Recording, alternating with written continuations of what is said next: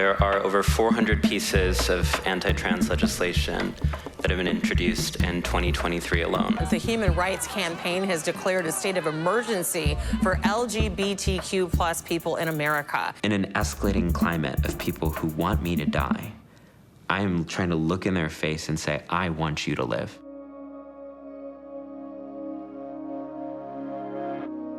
Alok is here to wake us up, to jolt us into ourselves. I wanted everyone else who looked like me, who spoke like me, who felt the same way that I did, to have someone else to fight for this. The queerness that lives in everybody is the spark that makes each person unique. It's the spark of you that is divine. I've had my share of fear in my life. Replacing fear with fascination is what has made this life worth living for me. I've watched Alok really demand of themselves and of us that we look at their pain. What I'm actually trying to do is to not just correct transphobia, but to create a world where transphobia would be an anathema, like something that was obsolete, couldn't even be imagined. There's a conversation in this country that you and I have a different definition on what it means to be a woman. I don't think that's it. I think we have a different definition of love.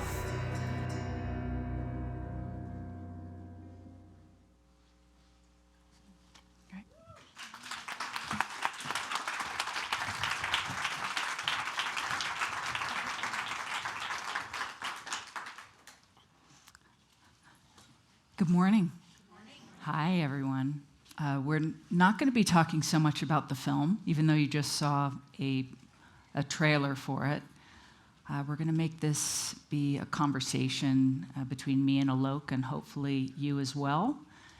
And on the last day of this festival, we wanted to keep things as real and as grounded as possible.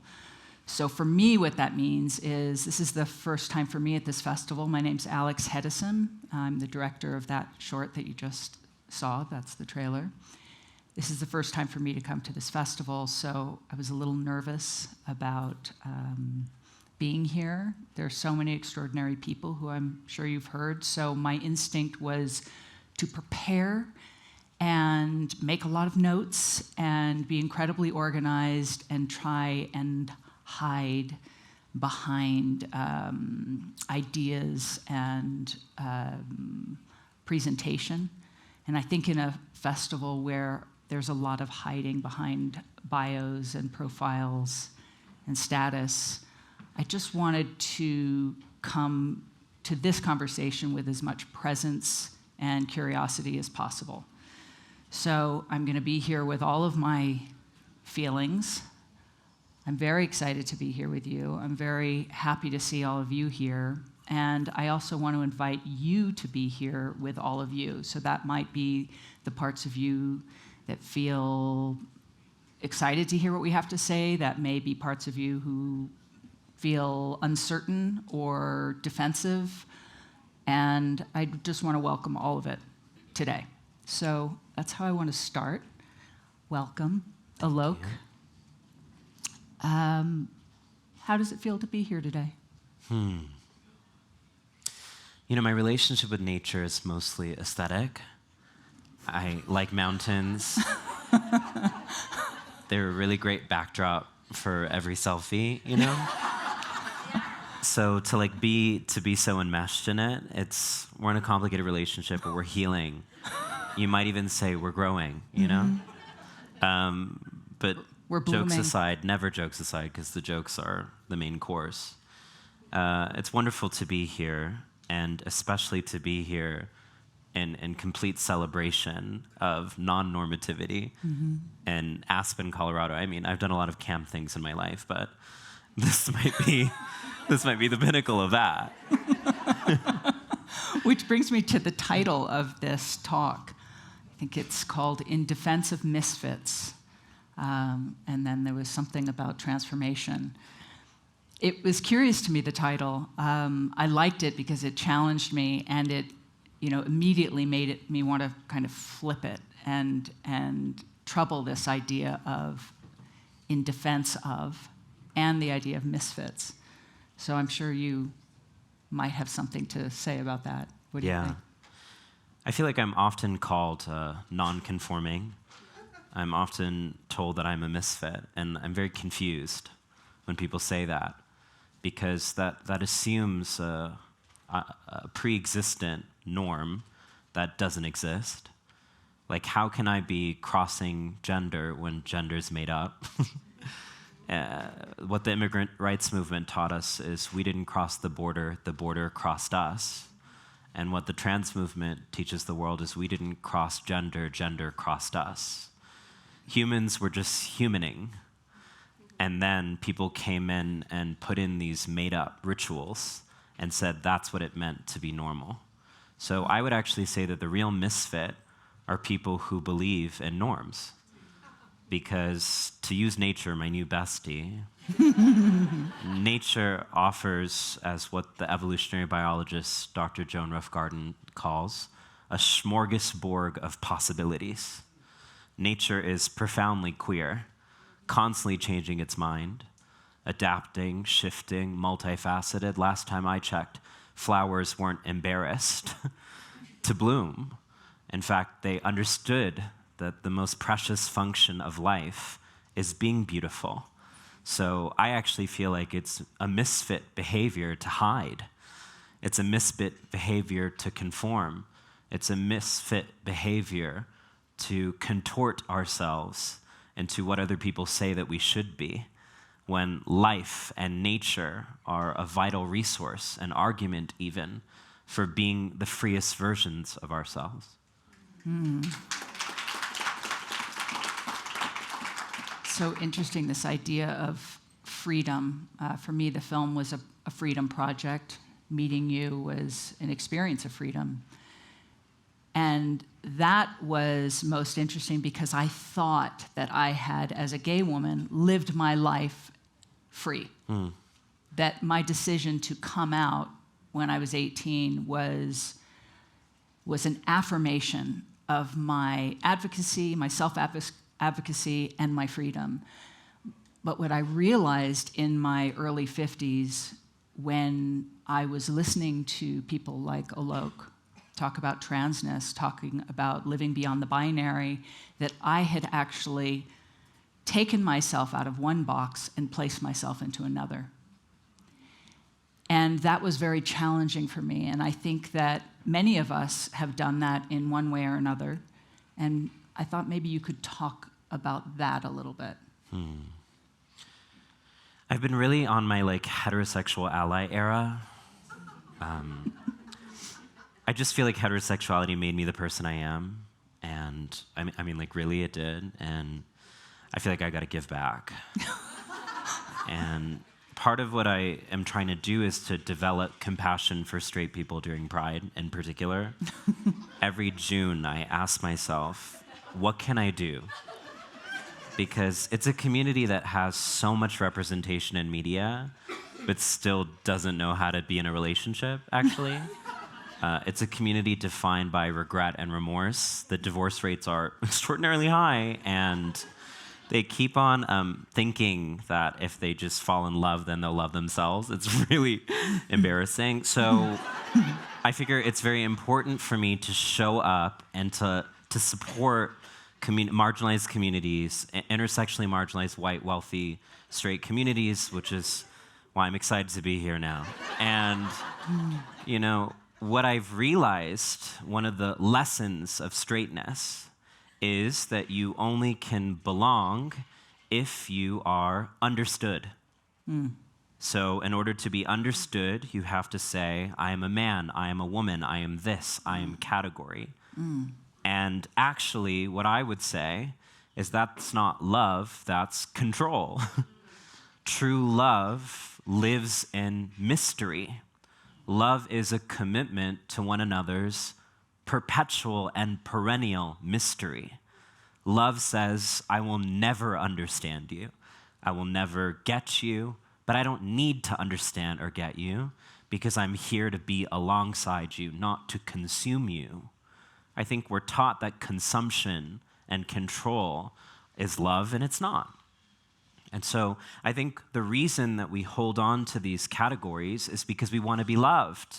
And that's the same for Donald Trump as it is for my straight parents. It's all of us want to be loved, and yet we can't say that. That's not rigorous. That's not mature. That's infantilized. We can't say out loud, I want to belong. I want to be loved. I want to be held. So instead, we precise wear these Boy Scout badges of identities to try to find people who have affinities with us. But the truth is, affinity doesn't come from pledging allegiance to our alienation.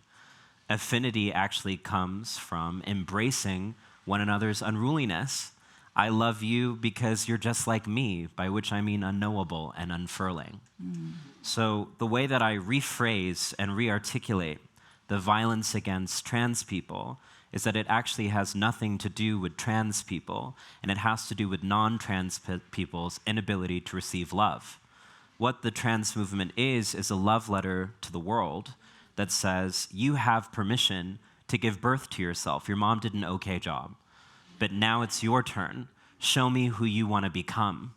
What is transition but a social ritual where we name out loud, I'm embarrassed and ashamed of who I've been, and I want to bloom into something else. I'm not sure what that is yet, but join me in this inelegant journey. And I think cis people are trapped in past versions of themselves, forged in the context of their childhood. And so what I see when I see all the vitriol and resistance against the assertion of trans life is people begging to remain unfree. Which, there's a lot of fun things we could be doing in Aspen, like having a picnic, speed dating, but instead, people are just begging to be unfree. It's very embarrassing. But I get it, because they're in me too. I still have that voice in me that says, hello, you're a little bit too zany. Your necklace, you got to tone it down. To be taken seriously, you have to speak like a man. But then you realize there's nothing serious about people who give keynote presentations and then cry themselves to sleep. There's nothing serious about people who accrue all the business titles and die alone. Actually, development is not synonymous with depression. I'm sorry to all the economists. What I want is a good life, which is an oxymoron because there's no life worth having that's not good. I want a good life, which means an honest and vulnerable life. And so if that's my choice, if I want to die with dignity and the fullest and freest version of myself, I got to wear the goddamn necklace. The stakes of it are that if we learn how to mute ourselves in small ways, then we learn how to mute ourselves in big ways. So we have to practice. What style is practice. What speaking in front of you is practice. Practice for learning how to say, I'm going to be me, regardless what you think about it. Did you get all that? It's interesting when Alok speaks, and I found this when I was doing the film, I would ask them a question, and where they would go with it was so incredible, and there were so many parts of me that were engaged. And when I was editing the film, I had to cut away from them to give the audience time to let it sink in. There's so much that they're offering. So I'm going to try and break it down a little bit. I'm going to go back to pride. Yes. And I've heard of that. You've heard of it. Keep on trying to get me to wear rainbow. I don't understand. My wife said to me the other day, she's like, what are we supposed to do for pride? Should we call the kids? What do we do? I think you gotta have a revolution or something. Yeah. Yeah. So when I came out, the idea for me was belonging. I wanted to belong, I wanted to be a part of, and I wanted to be able to love. Yeah. And I was talking about this idea of freedom. What I thought was I needed to make something certain and stable and defined in order to get that love. I needed to declare myself this and not that. I needed to say, here are the rules, this is what you call me, and I do not stray from it. That was my version of safety. To wake up, to have an awakening in my 50s and say, wait a minute, I'm so much more than the box I place myself into. And there was a grief around that. So I want to talk a little bit about how do we approach these awakenings with curiosity and openness versus defense? Because what I had to risk at that point was, if I start to question the rules that I gave myself, then I have to reevaluate the system I lived in, that I chose, the choices I made, and everything. And I'm going to experience so much grief at the possibility that I was not willing to give myself. So, yeah, many people mistake the rules as reality, and they're not. Because the rules were written by people who hated themselves and wanted everyone else to hate themselves so they could feel less alone. So all these rules we've taught of, by the age of 28, you need to have done this. No, that's all nonsense. What I actually think life is a poem. And in poetry, we learn that there are no rules. There's just beauty. So the gravitational force of a poem is beauty. I get to invent grammar. I have complete control of when I make a new stanza or a line break. Every time you're reading a poem of mine, you're entering a world that I've created. Literature is not something we just read, it's something we are. That's the plot twist, is that actually a life is a novel that is unfurling. We're all just characters of a larger story. So when we realize that we are in control, we are the authors of our own reality, then you realize, oh, it's just bad feedback, these rules. It's just a horrible editor. It's like saying to you, hey, could you just like truncate the finale? No, darling, my finale is gonna be dramatic. You just gotta keep it going. So the grief comes because you feel like silly. But when I write a poem or when I'm writing long form work, actually I realize I need all of the past drafts in order to create this new draft. What being an artist has taught me is that experimentation and rough drafting are methods for everything. Everything is a comedic bit. We're just trying it out until it doesn't work, and then you try out something funnier. So what if our relationship to messing up, to being in a category, wasn't just one of grief, but also delight? Oh my God, that's so funny that I did that. I'm glad that I did that because it taught me how to get to the next level, right? So I think the larger question is, why do we have shame in our culture about transformation? Why do we shame people for being a past incarnation of themselves and not knowing who they were? I mean, I've got a lot of thoughts about that. I think it's because people do what James Baldwin said, avoid an honest mirror. So we shame other people for transforming because we want to pretend like we're finished products. We want to pretend like we've always known. It's just about other people's righteousness, not about what's happening in the world. I think that's part of it. But I think it's a deeper level. We've created a cultural practice of making people feel embarrassed and ashamed for being human. I think what is so weird about humans is that we're so embarrassed about being human. We, on the one hand, live profoundly human lives that are idiosyncratic, self-sabotaging, naive, ridiculous, and yet we perform humanity as serious, all-knowing, secure, objective. I've never met a human like that. What I love about humans is that they're foolish. And so much of what I feel called to do in the world is to make it permissible again to be human, which is very hard when people want to be eugenicists. Right. When people just want to be perfect. I'm not interested in perfect people. They're very boring and not really fun to chat with. Why would we want to be perfect? Because then we wouldn't need each other. What being human is about being messy and inconsistent so that you find other messy and inconsistent humans and you strategize together and you're like, how do we try better? Right. Well, maybe it's about reevaluating the goal. So the reason I would feel grief in my 50s when I look at my life and the decisions I made and how there was so much more possibility is because the goal I had was to be successful. Successful in love, in marriage, in my work, to be to be able to look back and say, you did it well. And other people also say you did it well. If my goal had been different, if my goal today is how can I live and be free and be curious and cherish the wildness in me and the silliness and the mistakes and the discovery, maybe my experience of grief would be different too. You just gave me my new definition for love today. Ooh. Cherish the wildness in me. Wow, I like that I gave you something, because you've given me so much. Yeah, I hear you about redefining success. But it's just very funny to me because I don't know about you, but I've got an assumption.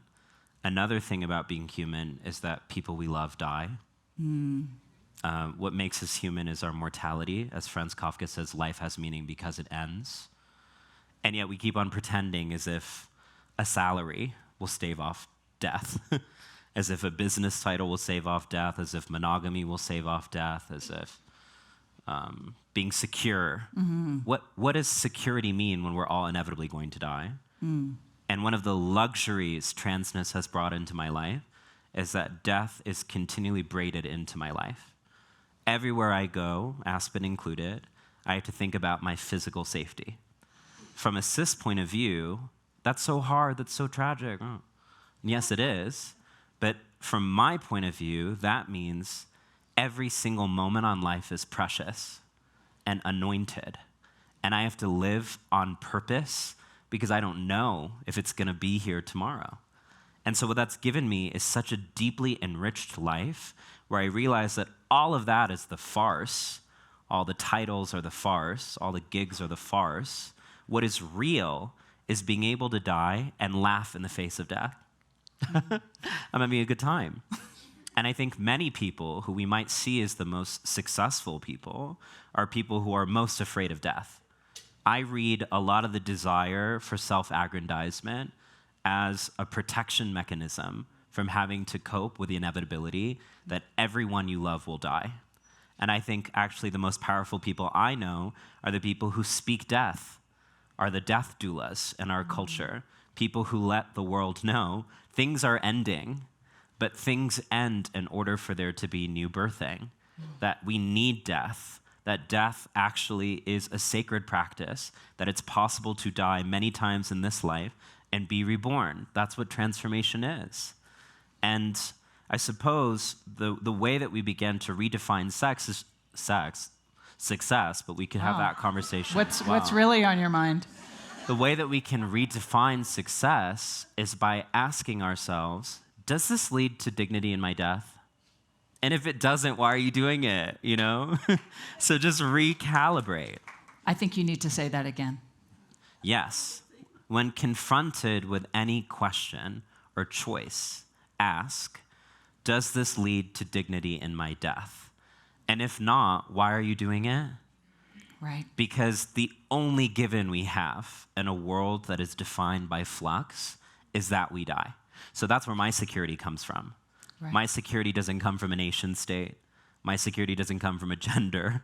My security doesn't come from pledging allegiance to alienation, as I said before. My security comes from the fact that I'm going to die and you're going to die. So why are we having small talk? So why are we just pretending as if there's a tomorrow? We don't know it. So why don't we do all the things that we apportioned off to heaven now? Why don't we stop waiting for the 10-year plan, the 20-year plan, the 30-year plan, and just do it now? Why do things have to be incremental? Every single thing in the world could change this millisecond if people felt like they could be loved. But they don't. So instead, they create 10-year plans, 20-year plans, 50-year plans. But those are all elaborate inabilities to accept I deserve to be loved now, embrace my wildness now.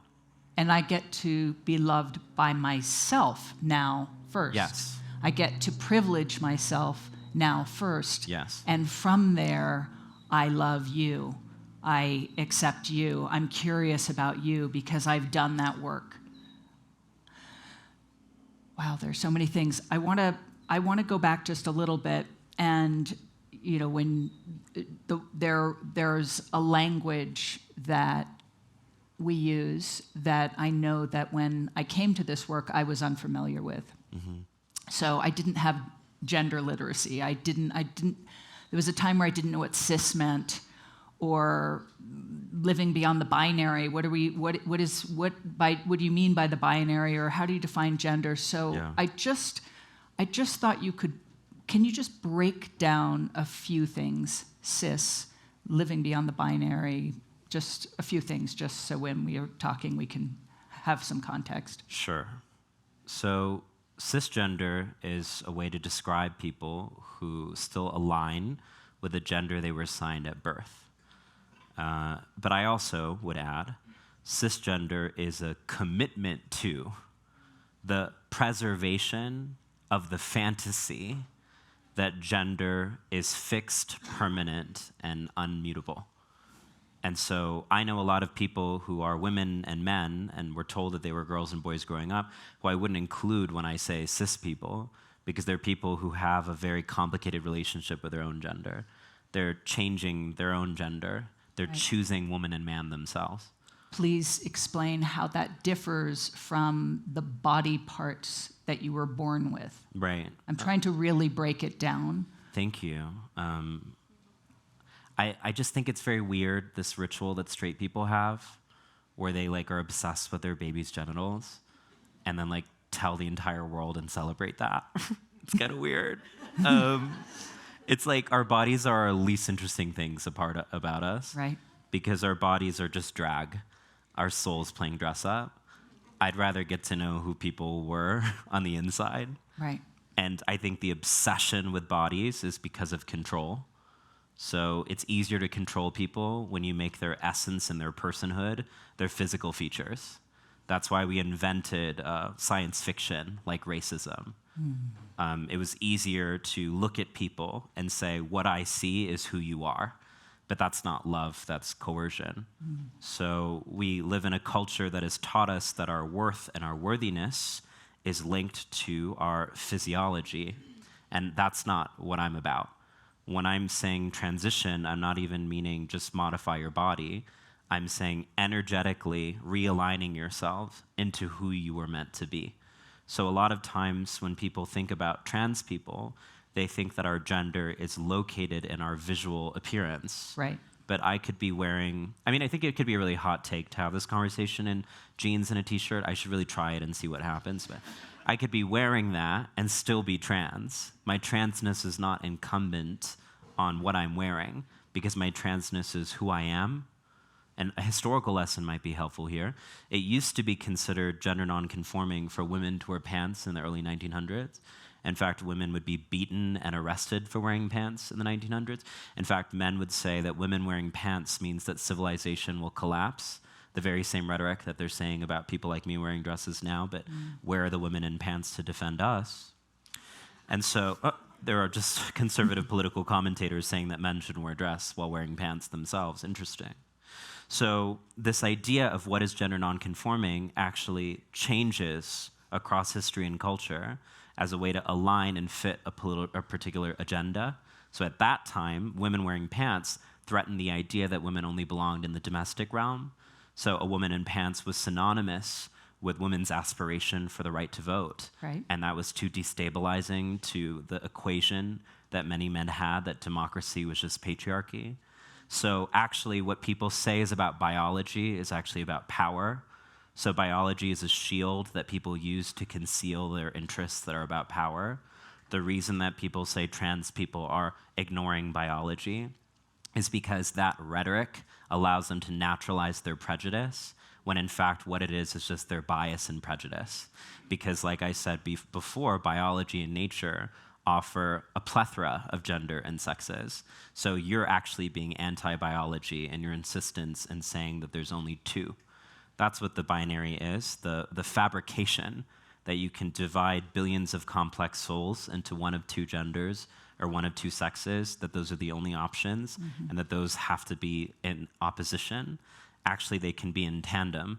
We can be both masculine and feminine at the same time. We can be neither. that scares people because of the whole boxes mentality. I'm trying to have empathy for that, but it's very strange to me how people defend the right to be a box. Like it's like cosplay, you know? It's like a Comic-Con, really. It's just an entire world dressing up as a box and acting as if the costume fits.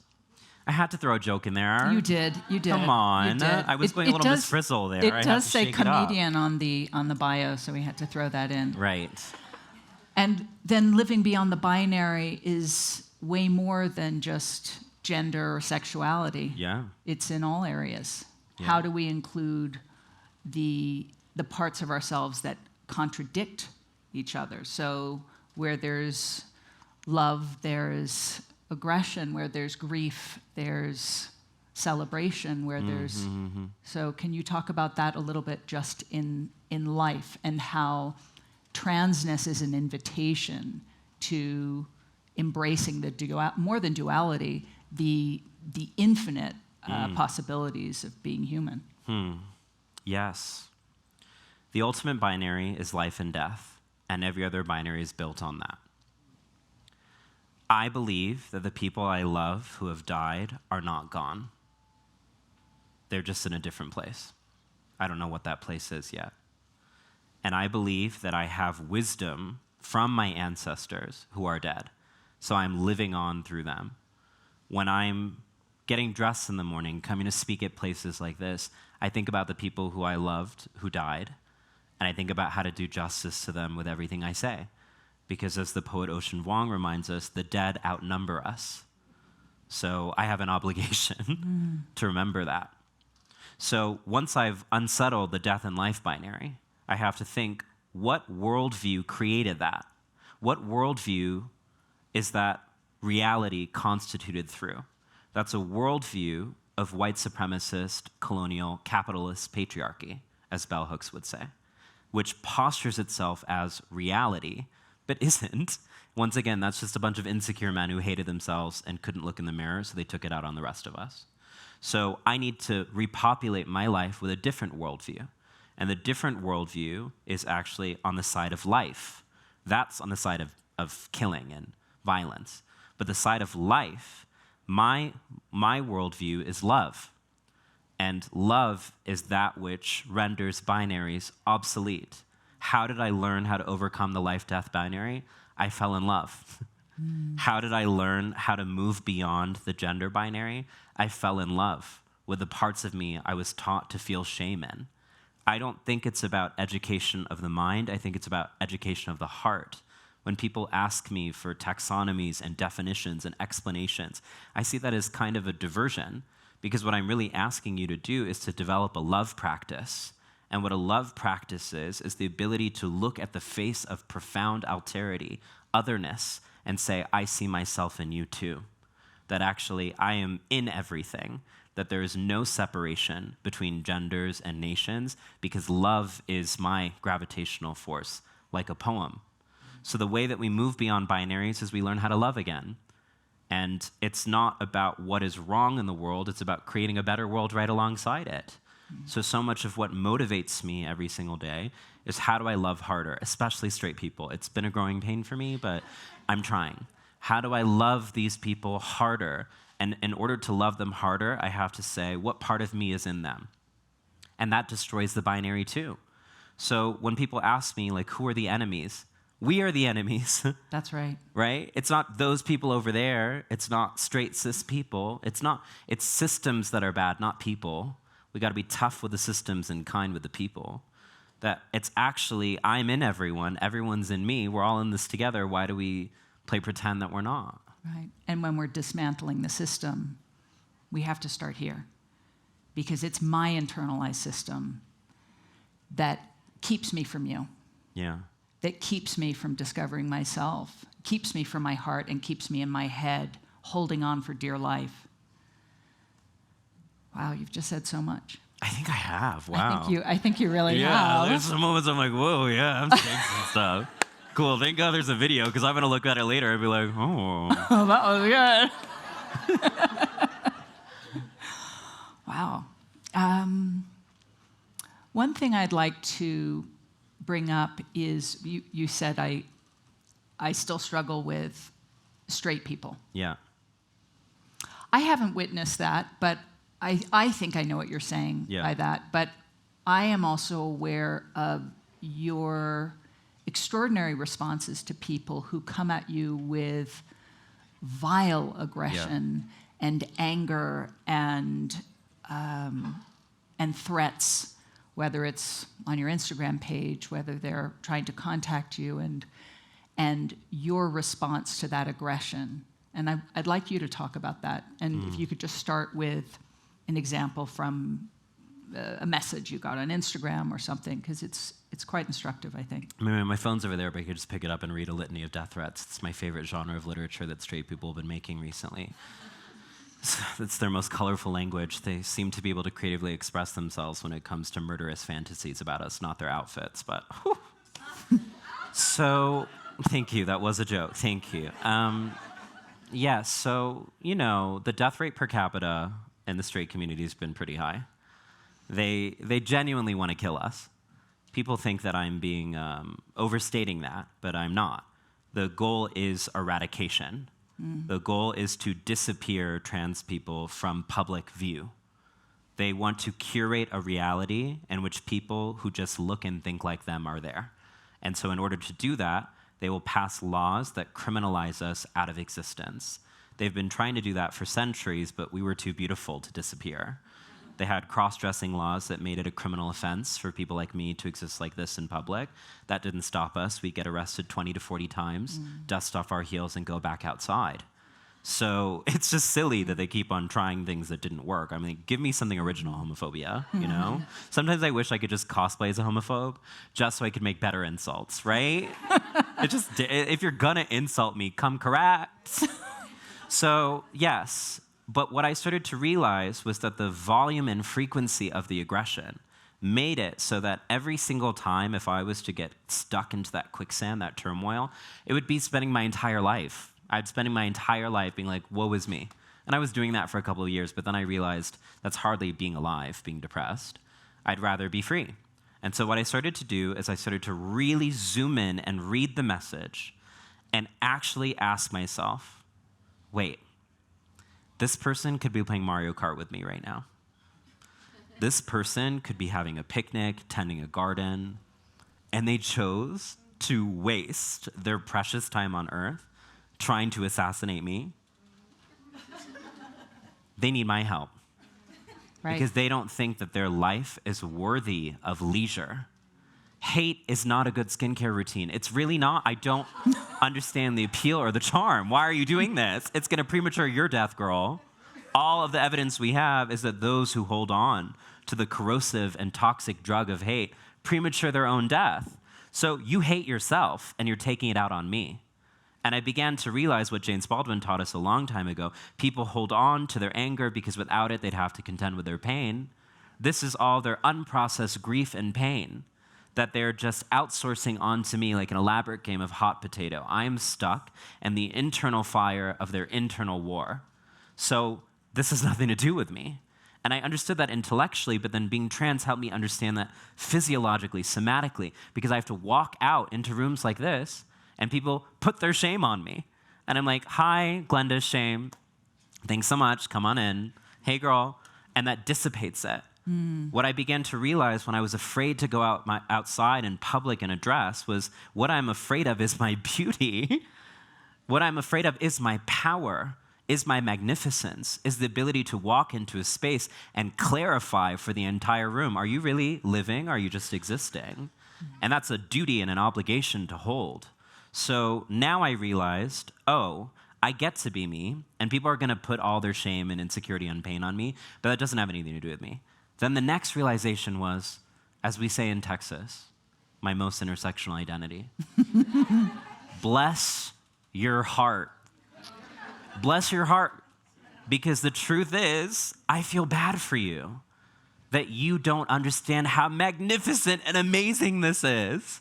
You turn to hatred because you've not been shown how magnificent and amazing this is. I have no space in my heart to harbor hatred because my life is so thrilling and ecstatic. Every single day is the biggest romantic plot of my... Fuck Bridgerton. Oh my God. Just imagine me walking through the meadow. I'm like, ecstatic. I don't need to project my fantasies in escapist media. I'm living it. Every single moment is drenched with magnificence. Language is a comforter I'm constantly held into. I feel gravity blankets with strangers everywhere I go. My life is full throttle. How dare I pretend that I'm the one that's oppressed? I'm not oppressed, I'm free. And they're afraid of my freedom because they don't think that they're worth it. So I respond with love to show the straight people that they're worth it. You're worth being free too. Your envy and your resentment and your toxicity is just prematuring your death, and I want you to live, goddammit. Right. And part of living is not wasting your time hating. So then, instead of being defensive, in defense of misfits, you are presenting an invitation to not fit in, but to unfold. Yes. To discover, to be, to join yourself, us, to be part of the world, to experience the world, to be truly in nature, to not be in a box looking at the pretty gardens in Aspen, but to be part of this wild and unfurling world. If anything, to just lie in the flower bed and say, hello, sisters. You know, Hello. right? Hello. Because they are us, Yes. and we are them. Yes. It's really, I mean, when people ask me, like, what do we do? Like, what do we do? Crisis. Like, all the girls are looking for hot takes right now. They're like, it's an election year. What do we do? As if there's only crisis every 4 years. What we do is we look at every single thing that we are judging as wrong, as bad, as evil, and we ask, what part of me is in the thing that I judge? And then we transform that within ourselves. And we become the world that we want now, which means that the way that we relate to people is not going to be aligned with the value system and interests of this reality. When people see my choice to be compassionate to people who want to murder me, they're like, why would you do that? They don't care. They're operating at a lower frequency. They don't care. And I'm like, I'm doing that because I don't live in their world. I'm creating another world. And the way that we create another world is how we are, not what we do, how we are. Compassion is not what I'm doing, it's who I'm becoming. Compassion is actually about becoming the most loving version of myself. And in order to do that, I have to refuse separation. Separation is a drug that keeps us into the fantasy that security comes from homogeneity. It doesn't. Security comes from diversity. Shout out to my bestie nature. The most resilient environments are those that foster the conditions of profound and rambunctious diversity. How could we believe that our species could survive without it? That's naive. So the way forward is to interrogate our judgment, to interrogate our condemnation, to interrogate our impulse to create camps of good or bad, this or that, safe or not safe, and to actually encounter the murky mystery of humanity and to see ourselves in all of its frayed edges.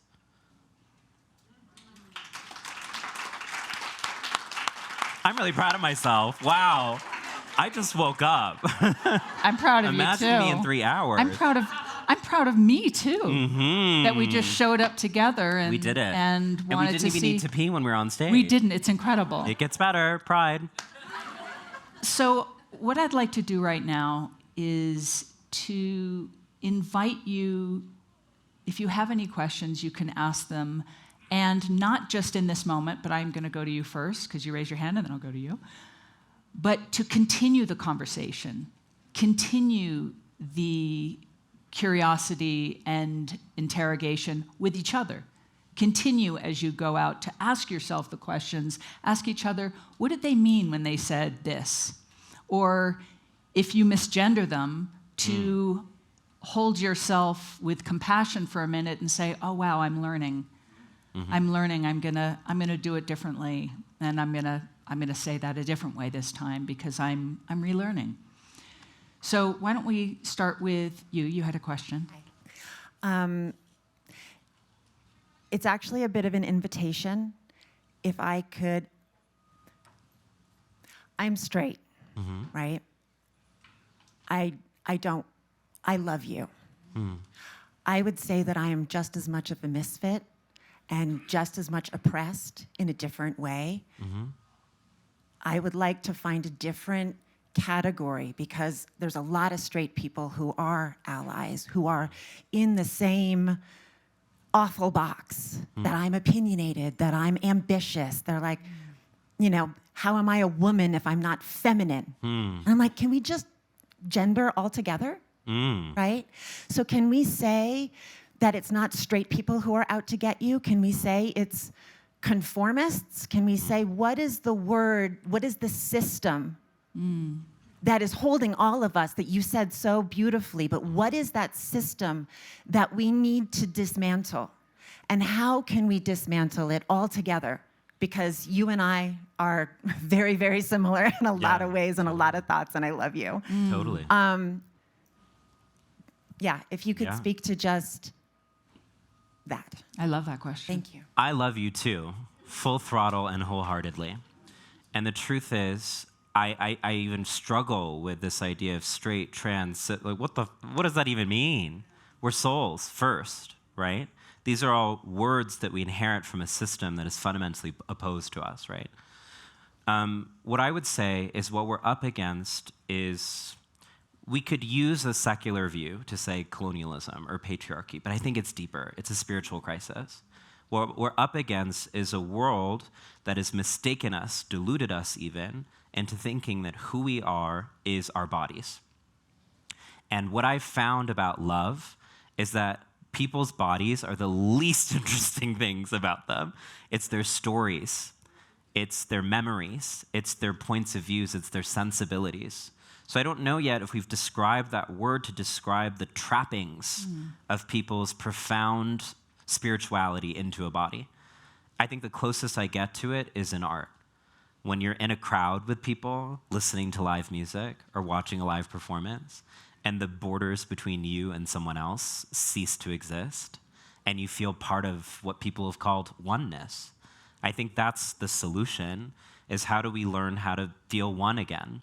And what I've been practicing, especially as a comic, is laughter as a point of entry into that again. Laughter is so hard for me as someone who's been dissociated my entire life, because it requires me to be in my body.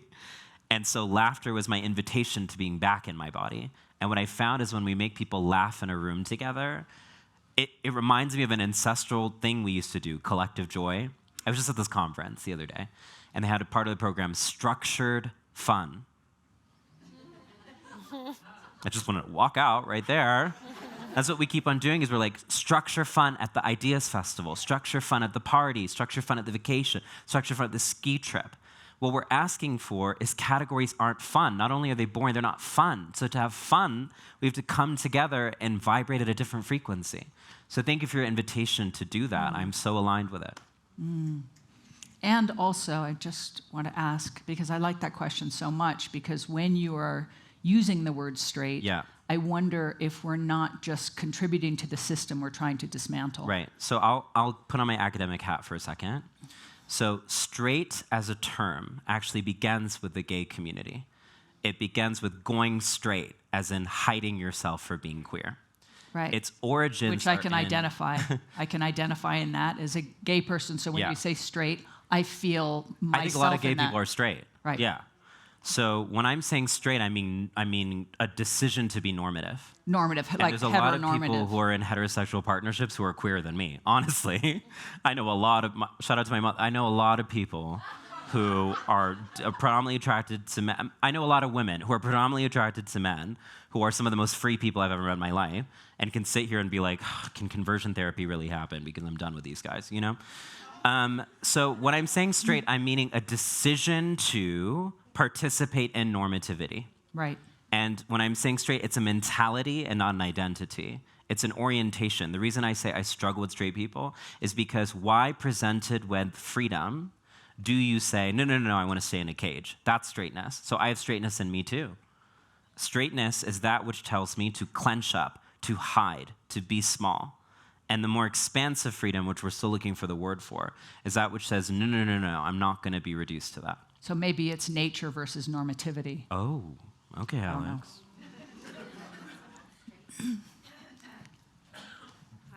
Thanks. Thank you for your kaleidoscopic language. It's such a pleasure to listen to you and to have your outfit reflect this.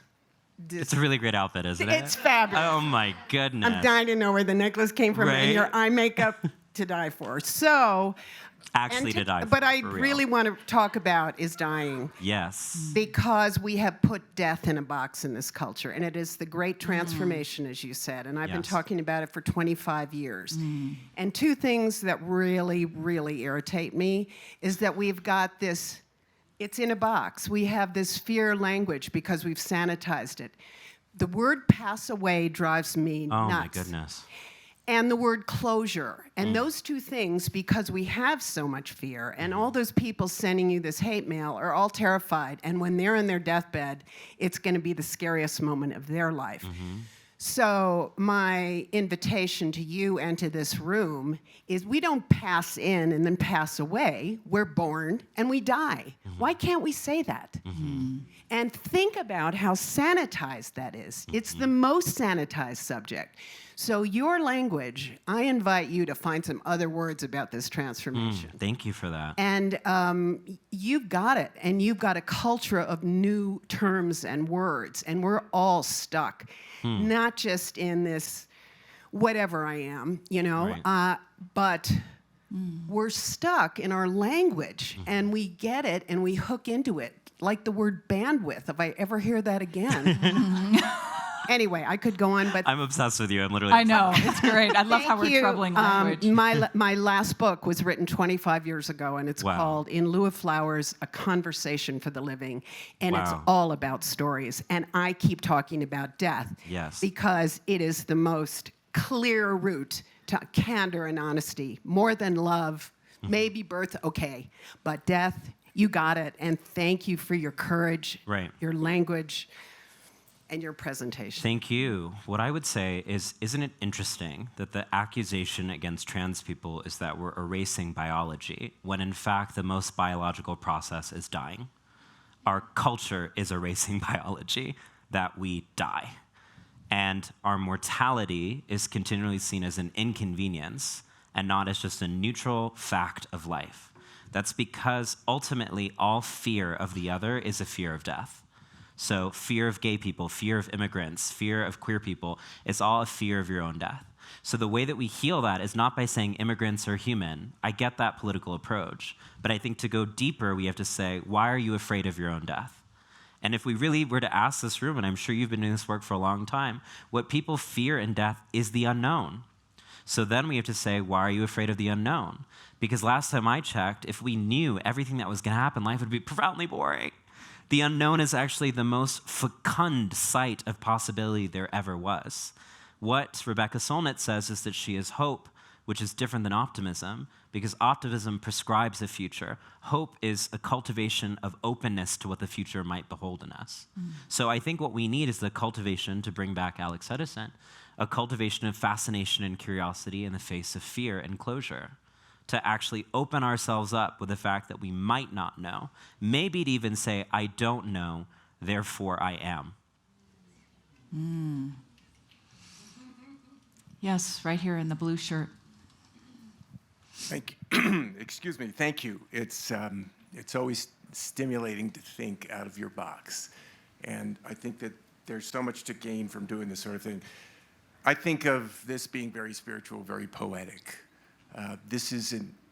It's not unlike many other things that we do to try to justify our existence as well. That we grow, we live, we create, because basically we lose the identity from what you've alluded to a little bit, which is the biology from which we came. We have been pre-programmed over millions of years. When a baby is born, the only thing that they are driven to survive for is to procreate. And that is a drive that is facilitated through circuitry that is reinforced through acceptance, through cultural norms, and really gives them that opportunity to become an adult, to procreate, because that's their entire purpose. Life and death is just the two ends of that basic instinct. It's an interesting and real thing. If you understand babies, if you understand the biology of development, you see what happens thereafter.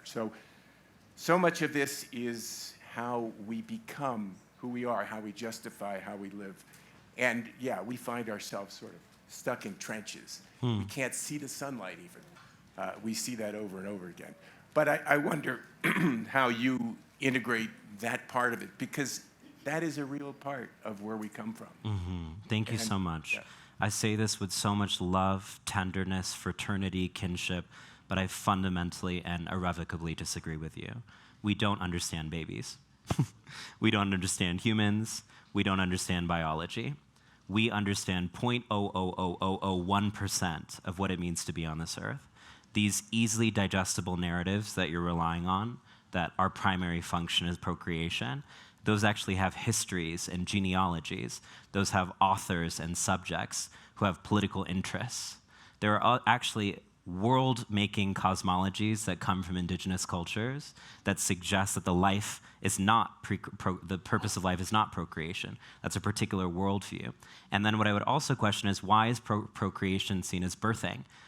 What about art? What about all the other ways in which we sustain life on Earth? What about reproductive care? What about cooking? What that actually is a conservative agenda that narrows birth to its physiological functions, but doesn't create the economic, social, and political apparatuses to support life. It looks like the Republican Party saying that they're pro-life and then trying to end the Department of Education. When we just narrow and winnow life to its biological function, then we lose and winnow the possibilities of everything that sustains life. In fact, trans people like me have always held sacred roles in propelling societies forward as mediators, as healers, as teachers. Those professions, those ways of being are just as crucial to the maintenance of a species as, quote, reproduction. So we should always question who gets to speak for biology and why, because biology can speak for itself. And what biology has been communicating to us is that transition of sexes, the multifaceted nature of gender, the smorgasbord of possibilities is there alongside us. Why do we need to explain it? I think that raises the larger question of why, the point of the box, why must we create narratives with which to deride meaning? I think another alternative to life is to implode every single story that we try to incarcerate life through. So we populate a story. The purpose of humans is this, and we're like, that's a fun comedic bit. What's another purpose? I feel like ultimately the ultimate prison is the story. There's a story of what this country is that's holding us back from contending with what it actually is. We say we're free, but we have more incarcerated people than ever. We say that we're free, and yet we charge students for college tuition. We're obsessed with stories in American culture. Stories of liberty, stories of democracy, stories of what Abe Lincoln did, stories that the Civil War ended, it didn't. And so what the stories do is prevent us from noticing the reality. What I would ask everyone to do, unfortunately, there's this colonial construct time, it's silencing us. So this is my last gesture, but please come and find me. We're queering time right now, so. Yes, okay. Overstaying my welcome at the Aspen Ideas Festival. What I would ask us, thank you. Yes. Your time. What I would ask us to do is to notice our desire and our penchant for creating an easy story, and to irritate that story, to provoke and question every single story we create. Because if our reality is the stories that we tell about our realities, then maybe we need better myths. Maybe we need better stories, stories that allow for that mystery and murkiness. If we were to go to movies that had predictable plots, we would not attend the movie. Why do we attend our lives when we want them to be predictable? That's just ridiculous. Thank you so much, everyone. Thank you. Have a great day.